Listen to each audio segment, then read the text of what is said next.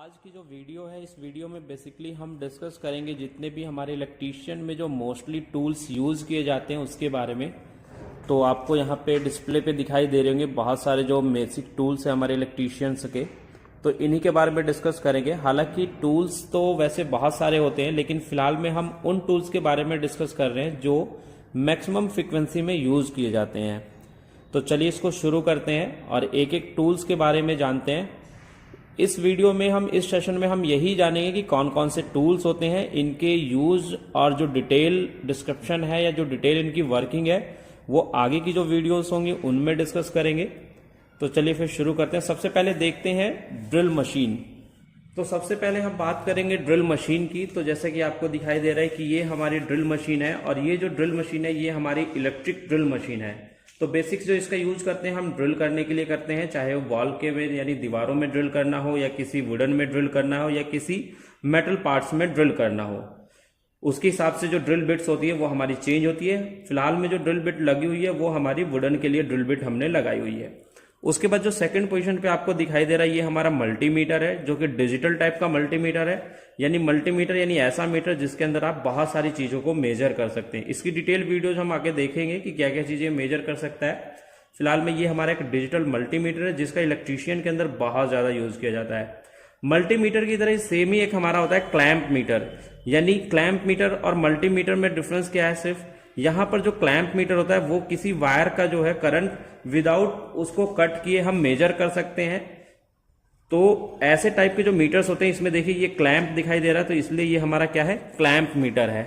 आगे अगर हम देखें तो आगे हमारा जो दिखाई दे रहा है वो हमारा होल सा कटर दिखाई दे रहा है। इसका यूज हम करते हैं मेटल या वुडन में हम होल करने के लिए। जैसे हमें 23 डाया करना है या 22 डाया का करना है या 10 डाया का करना है तो उसके लिए हम होलसा कटर का यूज करते हैं।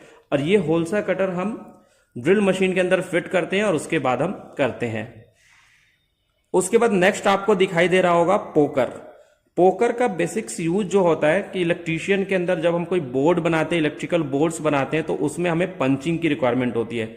जिस तरीके से एमएस शीट पे पंच करने के लिए हमें पंच सेंटर की जरूरत होती है, इसी तरीके से इलेक्ट्रीशियन के अंदर कोई भी हमें ड्रिल करने से पहले एक निशान लगाना होता है और वो निशान हम पोकर की सहायता से लगाते हैं। उसके बाद आपको एक दिखाई दे रहा है ये जिमलेट। और जो जिमलेट है, जो जिमलेट हमारा होता है ये बेसिकली एक ड्रिलिंग टूल होता है। बस जो हमारा ये ड्रिलिंग टूल होता है ये हैंड ड्रिल टूल होता है एक तरीके से, यानी जहां छोटे मोटे होल्स हमें करने हो वहां पे हम इस जिमलेट का यूज करते हैं। नेक्स्ट जो हमारा है स्क्रू ड्राइवर सेट।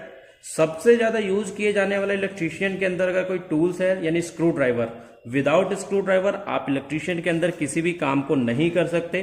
तो ये पूरा एक सेट है जिसके अंदर माइनस बिट, स्टार बिट को दिया जाता है और एक पूरा सेट रखा जाता है जिससे आप डिफरेंट टाइप के पेचेस को यानी डिफरेंट टाइप के जो स्क्रूज होते हैं उनको आप खोल सकते हो या फिर बंद कर सकते हो।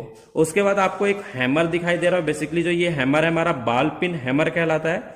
ठीक है, ये इसके यहाँ पे बने हुए शेप के हिसाब से डिसाइड किया जाता है, जो कि आगे की वीडियोज में हम देखेंगे कि कौन कौन से टाइप्स के हमारे हैमर्स होते हैं और एक हैमर का जो सिलेक्शन है वो किस तरीके से किया जाता है। आगे के कुछ टूल्स में हमारा सबसे एक मेन और बहुत छोटा लेकिन बहुत ज्यादा यूज किया जाना टूल्स है वो है नियॉन टेस्टर, या जिसको फेज टेस्टर के नाम से जानते हैं।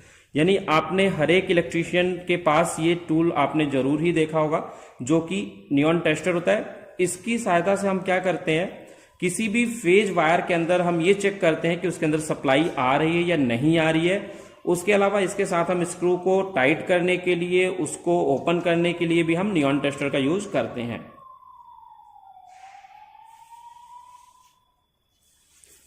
नेक्स्ट उसके बाद हमारा है इलेक्ट्रीशियन नाइफ। इलेक्ट्रीशियन नाइफ का भी यूज वायर को छीलने के लिए किया जाता है।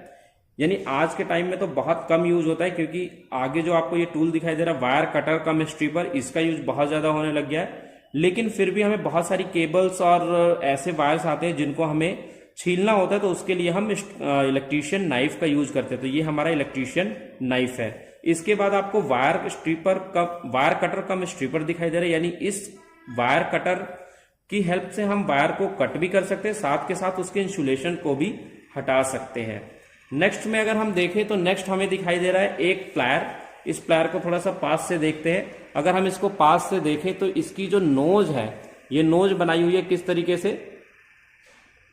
अगर हम इसको ध्यान से देखें तो इसकी जो नोज है वो राउंड शेप में है, तो इसलिए इसको हम राउंड नोज प्लायर के नाम से जानते हैं।